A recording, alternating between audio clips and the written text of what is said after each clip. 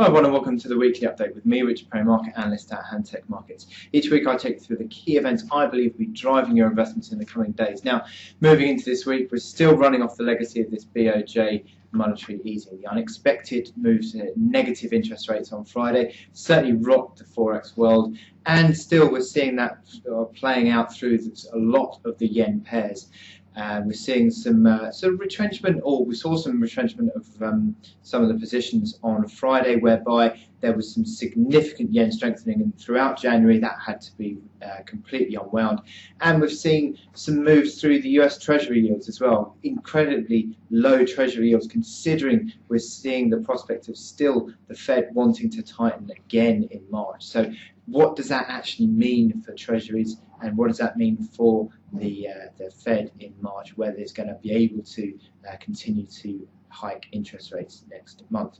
So the forex markets have been impacted by that, but throughout this week we've got a lot of US data, a lot of key tier 1 data to be driving market sentiment. We're still running off oil price being a driver of the markets. We're also going to get a lot of Chinese data this week, so watch out for all that. But certainly the impact on the forex markets has been significant from that Bank of Japan move. But certainly on the euro dollar, we're still seeing an element of consolidation. Really, we're not really seeing too much direction on the big pair there, with the big support coming in at 108 area, not being broken, still holding fairly flat. And we're still seeing a fairly directionless euro-dollar trade. Now, cable looked to be turning around a bit of a corner on the back end of last week, but still failing to really get traction in that upside move. That little base pattern that we saw on the hourly charts has not really been able to come through. We're seeing far more of a consolidation once again. The dollar yen is always the big, always going to be the big mover on the back of that BOJ announcement. So we've seen a sharp rally on that dollar yen, up from 116 just a week and a half ago to over 121 on the dollar yen. So significant moves that we've seen there. That volatility needs to settle down, I think, to get a real gauge of exactly where the markets are going to be going in the near term. But certainly I think it's still a significant move that we're waiting to see how that pans out. And the commodity currencies, well, the oil price rebound has certainly helped the commodity currencies such as the Aussie and the Kiwi, and also the Loonie. But again, whether that oil price can continue to rally, and already we're seeing the Aussie coming up against some key resistance levels, so we need to see that rally continuing this week. So what about the equity markets? Well, we've seen once more the oil price driving that equity markets recovery in the last week or so. We've seen the FTSE 100, for example, nicely up over 400 points in the few days since that oil price rebound.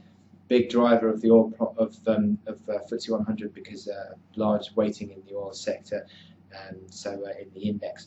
But will that move continue? Because you've got the S&P 500 that's up towards 1950. Can that continue? That's a big resistance that needs to be breached. And the DAX as well. Big Fibonacci resistance level overhead. And again, massive Fibonacci trading on the DAX. Really key levels that we're seeing the DAX testing and holding with the Fibonacci retracements of that big October 2014 to April 2015 rally still in play. So what about the commodities? Well, we've got gold price, which just is dragging higher. It's still pushing on, still going higher. It's fairly much going against what you would expect, because of the improvement in risk appetite should theoretically be a bit of a negative for the gold price, but it continues to run higher. And we're still sort of putting upside targets on this gold price because you're buying into weakness again around that floor. That key breakout level of 1,110 seems to be a decent support now for gold. If that can hold this week, we're still looking higher. And the oil price, well, we're still seeing some fairly decent gains actually. Although Monday morning we've seen a bit of a pullback, and that's why we've seen again the equity markets coming off a little bit. But if the oil price can stabilize again and continues rally higher, then there's no real reason why the oil price cannot continue to push on. 36 is a big resistance on Brent crude, and we're seeing 34.80 being tested on WTI. So throughout this week, what have we got to look forward to? Well, we've already had the PMIs out on Monday. We've still got the ISM manufacturing data to come. That's been a very weak number in recent months. It'd be very interesting to see, in light of the fact that we had a disappointing growth outlook growth data for Q4 GDP for the States on Friday, whether the PMI data continues to look a bit contractionary. And also then we're looking forward, we're looking going towards the RBA. Can the RBA continue to hold interest rates flat? The expectation is yes, but obviously you've got other central banks such as the Bank of Japan, which are easing further. So the question is whether the Reserve Bank of Australia can continue to hold rates flat.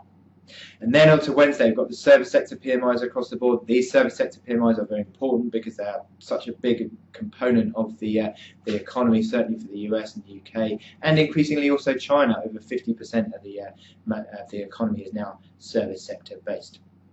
And then obviously we round off the week with the big non-farm payrolls report.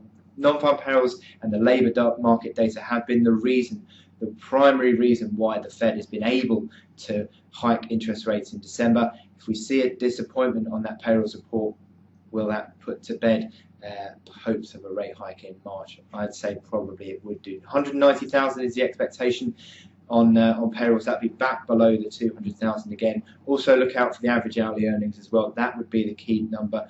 0.3% on the month is the expectation. Again, that's not really showing a great deal in terms of the in terms of the wage growth for the states that the Fed would need to sort of basically support that view that they're going to be on the rate hike. So lots of implications out from the data this week. So lots of volatility probably you'll be seeing throughout the markets. And I wish you good luck in your trading, and I'll speak to you next time. Thank you.